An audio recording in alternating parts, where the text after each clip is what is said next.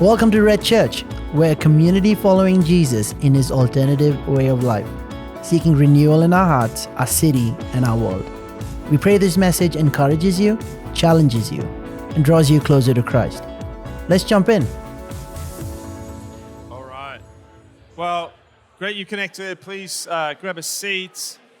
My name's Mark, and this is our third week in a series called Being Human. And the idea behind this series, we are digging into the Bible, but we're looking at a question which I think is one of the most pressing questions of our day. What makes a human being? Throughout a lot of history, that question wasn't up in the air, but technology, ideologies increasingly are pressing in on that question. What does it mean to be a human being? And that's a pressing question now. It's only going to accelerate into the future, not in decades, but in years and months.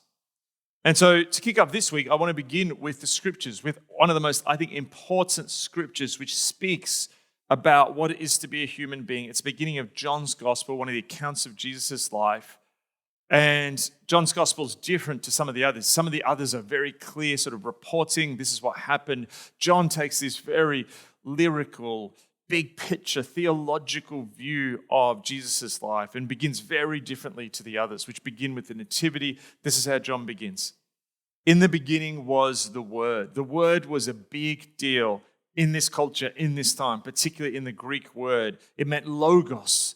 This was sort of the center of all things. And what he's doing here is he's linking Jesus to the logos, to the Word. So when he says Word here, he means Jesus. In the beginning was the Word.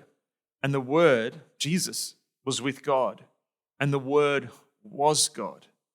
He was with God in the beginning. Through him, all things were made. Without him, nothing was made that has been made. In him was life, and that life was the light of all mankind. Jumping ahead to verse 14. The Word, and hear this little sentence, the Word became flesh. Jesus, the center of all things, became flesh and made his dwelling place among us. We've seen his glory, the glory of the one and only Son who came for the Father, full of grace and truth. In 1995, Donna Dubinsky was on a year-long break from work. She was a high executive at Apple Computing, and she got to a point where she needed a break, so she took a year off and she went to Paris to rest, recuperate, and brush up on her French. She was not someone who was used to the rarefied airs. She was born to Russian immigrants who migrated to the United States, and her father was a scrap metal merchant. She just worked in a shop, but then began to work her way up. And she went to Yale, then Harvard, and got into sales at Apple, and then worked her way up to the higher reaches of the company. But in the middle of her holiday in Paris, she was interrupted by some people she knew. And these people worked in tech, but they're also neuroscientists. And they were studying the brain, but also how the brain was like a computer. And they'd come up with really what was one of the hottest products at the time, and had this startup that was just sort of about to go vertical. That startup at the time was a lot cooler than Apple. And Apple was sort of at its point there where it was sort of like plateauing or going down. But this company was the company so many people were talking about. It was called Palm Inc. Palm Inc. made something called a PDA. That's not a public display of affection.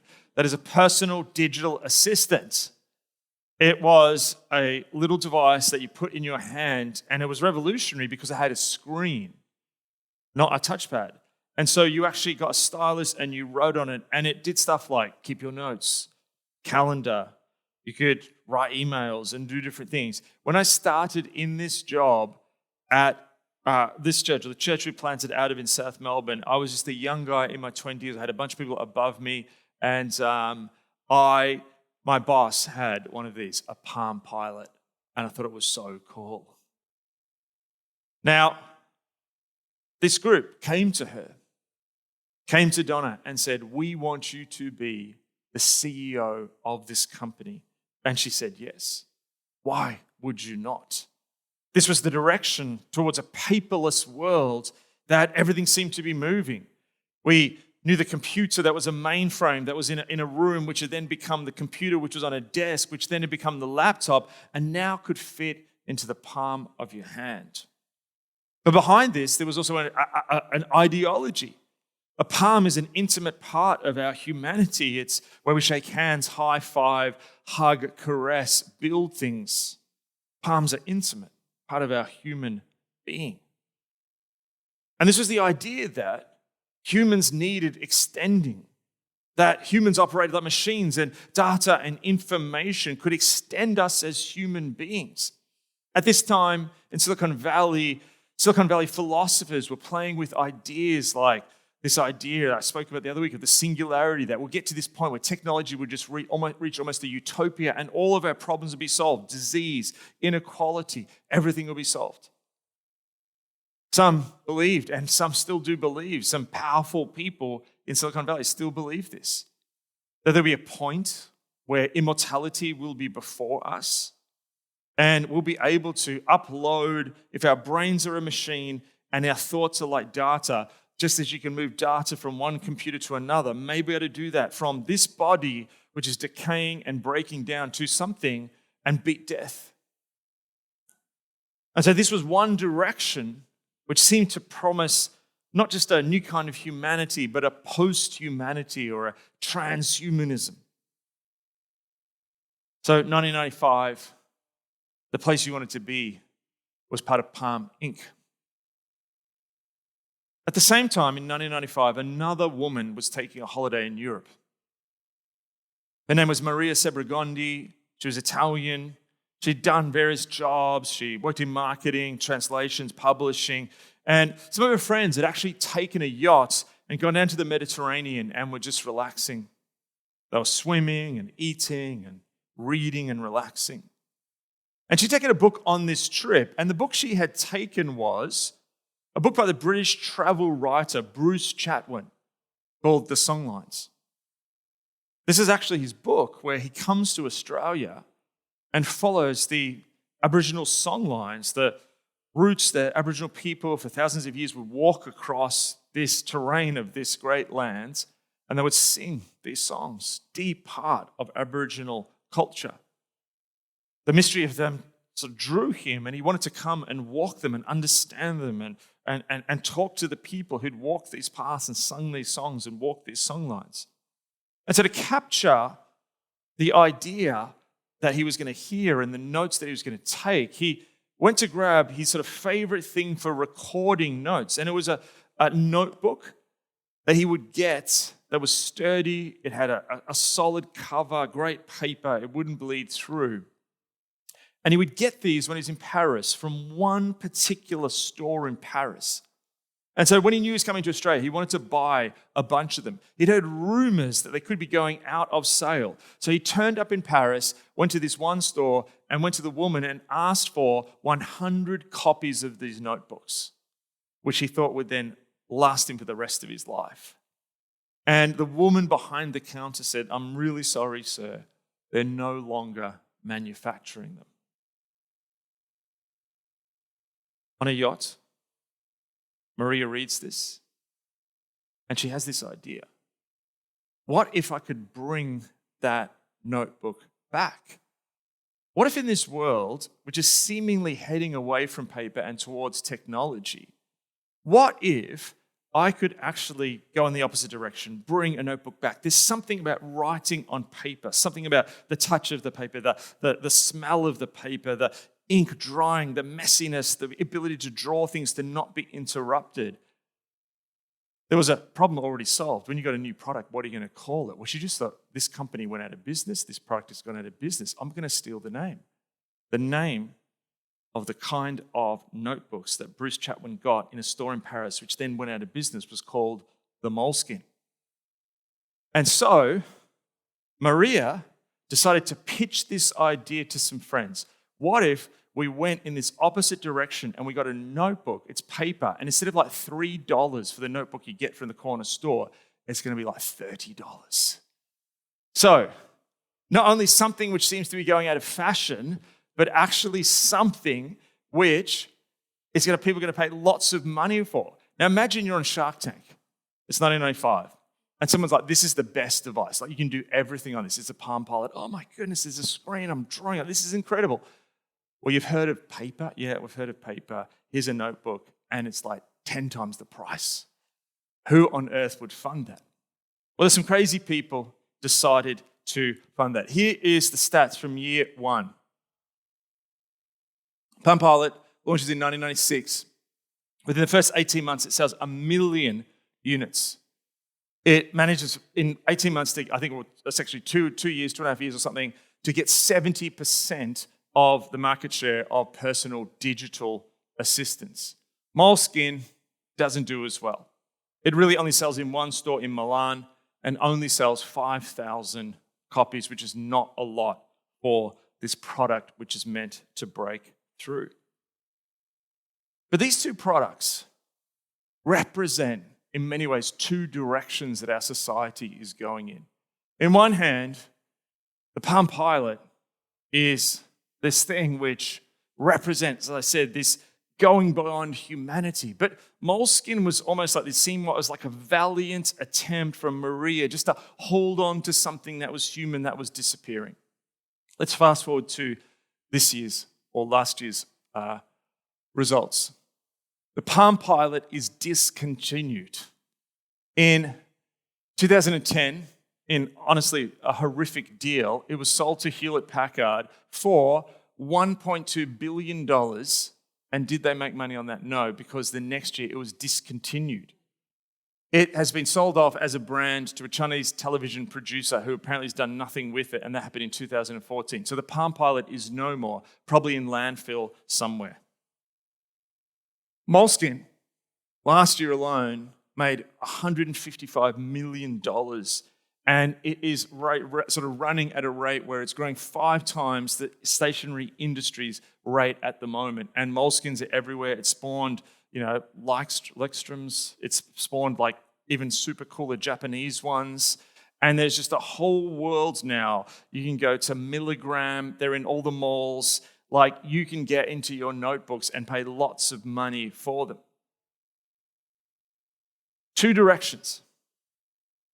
Why are notebooks taking off? Well, Roland Allen, in his book, The Notebook, not that one, subtitle, A History of Thinking on Paper. I didn't read the other one. In fact, I'll say here, I'll never read the other one. It says this: multiple studies have found that students who take lecture notes on laptops don't learn as well as those who write with pen and paper. This is something which we're seeing more. Grace, who's here, my daughter, started uni this year at Melbourne, and one of her subjects, they're basically saying, like, don't bring devices and laptops into the lecture or the shoots, because you need to get notebooks to actually learn. After one of the services today, I gave that example. A teacher came up and shared with me that's the direction her school is heading in. And so we're going to see this thing where I predict that probably in 10 years, an exam is going to look like what it did at Oxford or Cambridge 300 years ago, where you just sit with your tutor and your tutor just quizzes you, and with nothing, you've got to recite that you know the stuff because of the way the technology is eating away at learning. But this is the second part of this quote. This is really interesting. The physical labor seems to play a part as we encode memories better when muscular effort is involved. There's something about moving your body, thinking and moving, which is linked to us as a human being. And so there's these two directions. Increasingly, there's a direction which, in many ways, the Palm Pilot doesn't die. It died, but its idea goes on in screens and iPhones, and it just keeps going. And in many ways, it's reshaping the world. But also there's this pushback, there's this reaction against many of these things. People are seeing there's something to the tactile. Vinyl is popular. Melbourne's single DVD store, I think it's in Richmond, was like on the news recently, and people are going there. And I saw this news story recently where there was a young woman like saying, DVDs are really cool and they're really cheap. So see a DVD, start buying, start investing.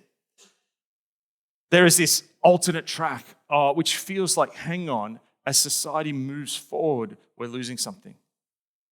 So it almost feels like there's these two directions going on in culture. This is captured by Wendell Berry, the American writer, who in his book Life is a Miracle says this: "It's easy for me to imagine that the next great division in the world will be between people who wish to live as creatures," and what he means here is created people with bodies who live in the world, and people who wish to live as machines.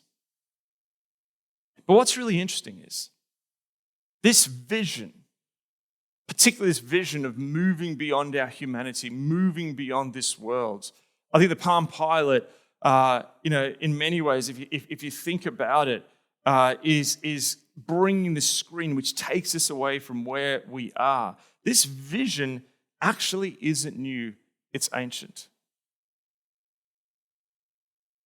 A couple of millennia ago, in ancient Greece, there's a philosopher, and this thought was everywhere. I'm just going to explain it with one example that he gave. His name was Plato. And he said what life is like is that most people live in this cave. And they live in this cave, and it's dark, and they live in this dank existence away from light, away from fresh air. And they're simply titillated and entertained by watching the flickering of candles on the wall. But then one day some people leave the cave and they enter out of the cave and they enter into the real world and they see the sun and they feel the breeze on their faces and they see the trees and nature, and it's this overwhelmingly superior world. And they come back into the cave and they try and tell some people about this bigger world, and people don't believe them. And what he was capturing in this story was this idea that the material reality that we live in, the lives we have, the ordinary stuff we do, the work we have, the responsibilities, human life as it is now, the material world, your bodies, all of this stuff is inferior, and somewhere there is this greater world out there. And if you can just get out of the cave, escape, then you'll move into this extraordinary life. Now, you may not have heard of that telling of the story, but you've seen it in countless movies. The Matrix came out years ago, but it sort of creates this meme now in culture of taking two kinds of pills, escaping the Matrix, that there is this world of illusions and simulations, and once you escape that, you actually see what is beyond. So the goal is to be the person who gets out of the cave, to escape the Matrix. In London, you can go to King's Cross Station and go to platform 9 3/4 and see a long line of tourists. Like literally, last time I preached in London, I preached at King's Cross Church, walked my way out of the station and walked past this big line of tourists who line up at the wall, which behind is the escape from the world of muggles, which is not as exciting as the world of Hogwarts and the world of wizards, which is filled with mystery and magic. And for a boy who is not loved and placed under a staircase, it's a vision of getting out of the cave. Endless stories I could go through tell that somewhere there is this better world, and all you have to do is to escape. There's so much to find the ancient world. In the ancient world, if you've been to a museum and you've seen those white marble statues of men and women, humans and gods, all their sort of muscles done perfectly, they represented this idea that outside of the cave, there's this perfect version of everything, this perfect form of the human. I don't know if you know this, but in the ancient world, I only read about this recently, they had to place guards around some of the statues because people would fall in love with them. And they would find people kissing the statues. And so they had to put up, barriers around them, like security. Here's this statue, because people fell in love with this vision of what looked human, but actually it was just this false idea of perfection. And people would compare themselves to the statues and see how they were perfectly formed and how inferior they felt towards this. In the writings of the Apostle Paul, there's a sense, this man who works with his hands, builds tents, is a tent maker, that some see this as a sense of shame. And indeed, at that time in the world, because those who worked in the material, work with their hands, if you're a tradie in the ancient world, you were somehow lesser Because what you wanted to do is you wanted to focus on what was outside the cave, the higher things, the pure things, the spiritual things. And the ultimate life was a life of escape where you didn't have to work. You had money to do what you wanted to do and just contemplate and think about higher things, not get involved too much in relationships, not have too much responsibility. Just spend your days focusing on the extraordinary, the higher, and the wonderful. The problem with this is that when you have this view and it's not gone away, we may not be drawn to marble statues, but we're drawn to images of perfection everywhere. The Palm Pilot has moved on from a simple putting in of text to an extension of ourselves that leads us into a portal. The cultural critic Mark Fisher said that our screens are really portals. He said when digital phones came in, he said this is a portal to another world, another space, and you're constantly carrying with yourself. It's like you've got the escape from the cave with you in your pocket at all times. The temptation when you're surrounded by this world to escape to the other. And what this did in the ancient world and what it does now is it says your life now is inferior. Number one, that there is something wrong with normality. That when you have to do ordinary things, you're not having a great time. And particularly too, when you experience difficult things. When you go to the job and it's not like some life-changing, deeply connecting with your sense of purpose. There's not like angels singing when you walk into work. And you have difficult people and boring tasks. There's something wrong with this. That the complexities of human relationships, of family. We get these images all the time. I remember when we had twin boys, and I remember when they were young and it was super busy and I was just so tired. And I remember ads would come on the TV and it was like a mum looking at this baby and it was just this moment. But it's one moment. Did you have those moments? Yes. But what life does is like a shaker that takes out those extraordinary moments. The person on their holiday who's like staring at the top of a mountain like this in this moment of transcendence. It's not the person vomiting in Bali because they got sick. It's this like editing of all the top moments in life and they're replayed to us. And in the past, only a few great artists and sculptors could make the sculptures, but now we sculpt ordinary things and create them and arrange them to make them look wonderful. But what this does is it devalues so much of our lives. And if you think about it too, if there's this ideology which says the cave is wrong, this world is wrong, you need to ascend from this world into some better spiritual place, what this actually says is our bodies fall short. You fall short. Somewhere there's a better, more wonderfully formed, and whatever version of that comes at you. In a sense, people are haunted by other people and their images of perfection, or maybe a perfection of yourself. And because of human beings, you move through time and you age. You experience a broken creation because of sin in the world. Creation groans. And we experience disease. Our bodies sometimes seem like they're coming against us. And when you experience that and you've got outside of the cave constantly coming at you, it leaves you condemned. Condemned for who you're trying to work out you are and how it falls short. And there's a million versions of this. The person with the better car, the person who's better at work, the more extroverted person, the person who's more socially connected, the person who has a better holiday. This literally isn't just about body image. This goes through every image of everything in life and utterly devalues how we live. The way out is the way up. Escape from the cave. Get out of this. Do something extraordinary. Become extraordinary. What is incredible about the passage that we began with, and I might get you to put that up again, Andy,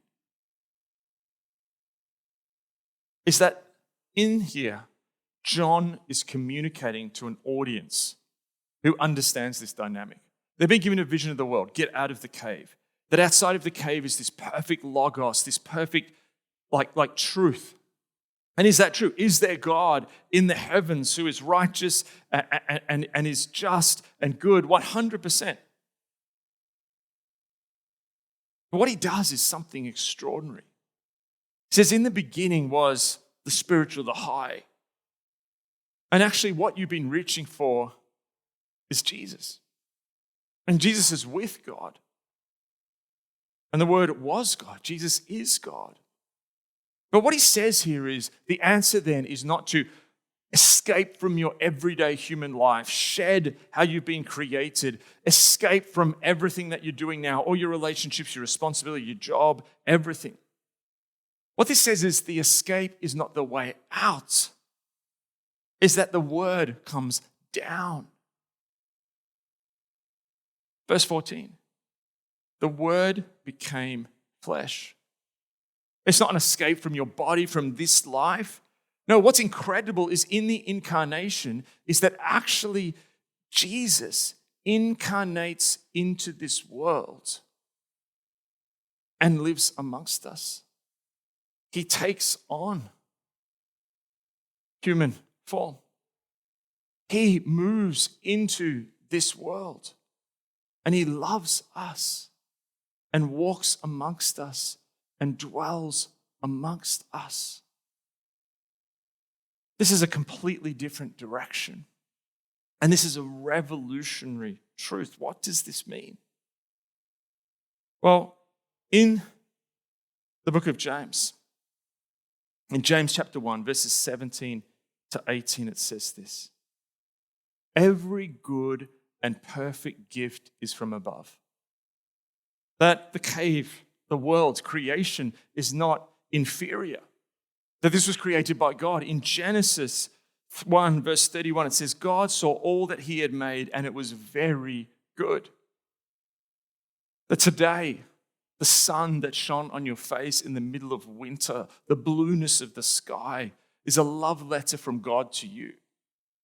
The green in the trees, the smile on the face of a stranger, the warmth in your lunch, all of these things are actually gifts from God, coming down from the Father of the heavenly lights, who does not change like shifting shadows.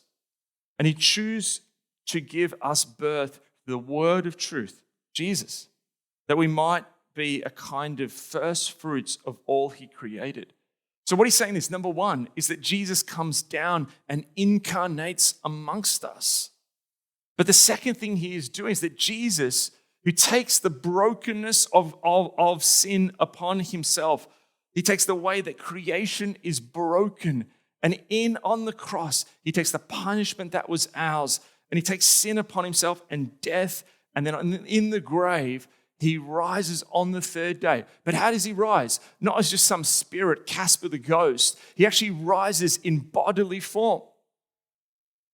On the beach, the disciples encounter the risen Jesus.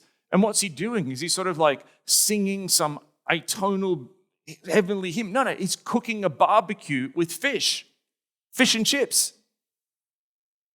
Thomas hears the stories. The disciple of Jesus' resurrection, he struggles to believe it. And Jesus appears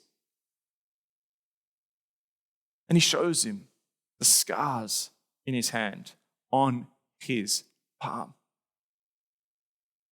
Thomas feels the body, the resurrected body. And what that body does is it helps us understand that last sentence, that we might be a kind of first fruits of all he has created. That God's plan to redeem the world is not to just broadcast some heavenly pronouncement from the skies. That actually God's plan to redeem the world is that Jesus comes into the world and he invites you to live out his way where you are placed. You were created by God for a purpose. Timothy 10 says this: our bodies, your humanness, serve in a missional role. Missional means of a purpose. as we exhibit God's grace to the world and to those around us. We're not to compare ourselves to false ideas of perfection given to us by ancient ideologies or contemporary, marketing or whatever comes before you. We're not ever, I don't think, ever going to see people's consciousness and humanness uploaded to the internet. I think it's impossible. Why? Because God designed us for a purpose. He created us for a role. And He placed us in time and space. You were created to be here at this time, in this place, at this time of history, because God is inviting you to be part of His purposes. And what that means is we then step confidently and boldly with Jesus with us, the Word who has come close. And we step into everyday life. I started with the moleskin story because I think there's something in that story and the quote from Roland Allen's book. What we're discovering now is that when you do difficult things, being human is being a body in the world with other people. We bump into things, but we work a way around it. There's a tactility to the way that we actually learn. And part of the problem is because we've lived in a world which has told us that matter is bad, it's also then told us to avoid anything difficult. And we have people who are frozen in the face of human life, the very human life that God has says, go forth and multiply and send the glory of God to the ends of the earth. Because we've been called that if we encounter something difficult, there's something wrong. Think about the journal, the physical act of writing on a blank page. Your life is given as a blank page for you in partnership with God to write a new redemptive story as He has gifted you and created you in particular ways.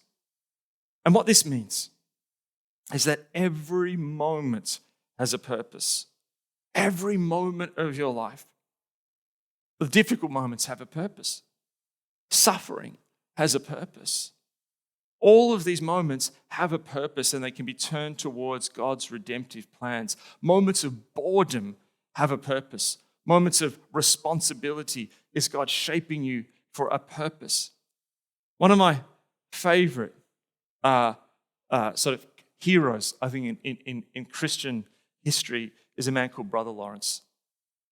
He wrote a book called Practicing the Presence of God. He wrote a book that no one was ever meant to see. He wrote it for himself to write his ideas down. When he told his friend, don't publish this. This is my book. Don't ever publish it. His friend disobeyed him and published it. And as a gift to the church, this man did not have a huge position. He was a super apostle or a super prophet or a super preacher, great theologian. He washed the dishes in a monastery several hundred years ago. But he washed the dishes to the glory of God. And that washing of the dishes day after day in humility was the most incredible spiritual act of worship and just opened up this presence of God, which was incredible. Yes, we're doing church here. Worship before was incredible. We felt the presence of God. But God's presence can also be when you're on the tram, driving, in moments of joy, in moments of suffering. You have been sold a lie that your life is not worth something, but it is an environment, an arena where you can encounter what it is to be a human fully alive in God. Every moment that has the potential for holiness, every moment a potential touch of heaven. When the disciples said to Jesus, how do we pray? In the Lord's Prayer, your will be done on earth as it is in heaven. The way out was actually the way down. And the way for us is to move into our lives. Last thing, how do we do this? We do this through surrender. You see, Jill Weber says this. God does not honor those who are great in the eyes of the world. It's not the way of perfection. It's not the lies we've been told by our culture. But she goes on, but the lowly, the ones who serve, and whose death to self carries within it the seed of resurrection life. In 1 Corinthians 15, Paul speaks of the resurrection to come. Jesus' resurrection was like Jesus in death, going into the ground. A seed to grow has to die. It loses this outer coat. But then after a while, it germinates and new life comes out. And the empty tomb is like Jesus then sprouting into the world. And what Paul says in Corinthians is that resurrection points towards our future resurrection. Death has no sting. We're the first fruits of what God is going to do in the world as he redeems culture. So literally, we have resurrection power before us. So I just want to end with this passage. I don't think we have it up there. Romans 12:1. Therefore, I urge you, brothers and sisters, in view of God's mercy, to offer your bodies, your life, your humanness, where he's placed you, your responsibilities, your relationships, your jobs, as a living sacrifice, holy and pleasing to God. This is your true and proper worship. And when we do that together, what does Scripture call us as the church? Jesus' body in the world. Let's stand. Let's pray. Jesus, we just publicly just want to affirm that we reject the lies which says that somewhere there is something better apart from you. Jesus, we reject the lies that somewhere through human effort we can just reach some level of perfection. And Jesus, now we just want to just cast off any way that any kind of perfection works that does not come from you has oppressed anyone in this room. Any way in which it could be how they see themselves. It could be comparing themselves to others. It just could be the way culture just continually gives us a message that we're not good enough. We just work in our own strength. We can get good enough. And we just reject that. Jesus, we reject the ways that at times we've missed the beauty in this world. The image of God in other people that we encounter and we find in relationship. The stunningness of the natural world around us. The incredible things that we get to experience when we just stop and look up.